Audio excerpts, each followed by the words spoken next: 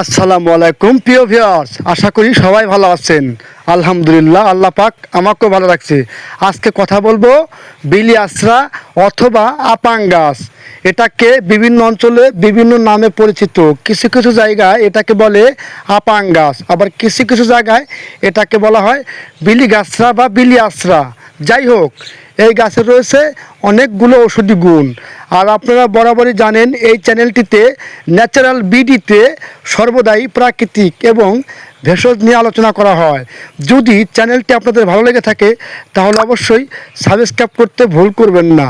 অবশ্যই ভালো লাগলে চ্যানেলটি সাবস্ক্রাইব করে পাশে থাকবেন। এই গাছে রয়েছে বেশ কিছু ঔষধি গুণ।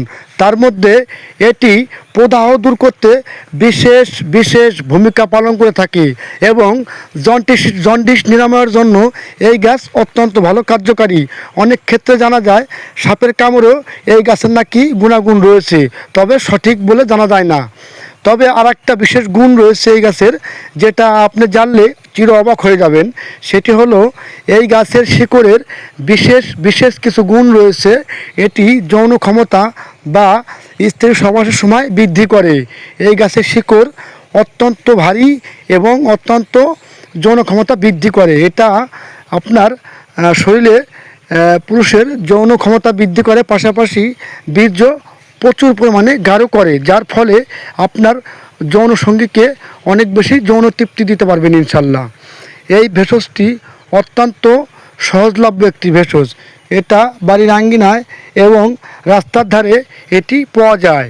আপনারা যদি এটি পেতে চান তাহলে অবশ্যই রাস্তার ধারে অথবা বাড়ির আঙ্গিনায় এটি পেতে পারেন। এটি শারীরিক দুর্বলতার জন্য অনেক ভালো রেজাল্ট দেয়। এটি হচ্ছে আপাং গাছ নামে পরিচিত। এই আপাং গাছ এর শিকড়ের পাউডারের মাধ্যমে আপনি আপনার যৌন ক্ষমতাটাকে বৃদ্ধি করাতে পারবেন। তাছাড়াও আমরা স্পেশালিস্টভাবে যাদের শারীরিক দুর্বলতা রয়েছে তাদের জন্য আমরা স্পেশালভাবে যৌনবর্ধক হালুয়া তৈরি করে থাকি।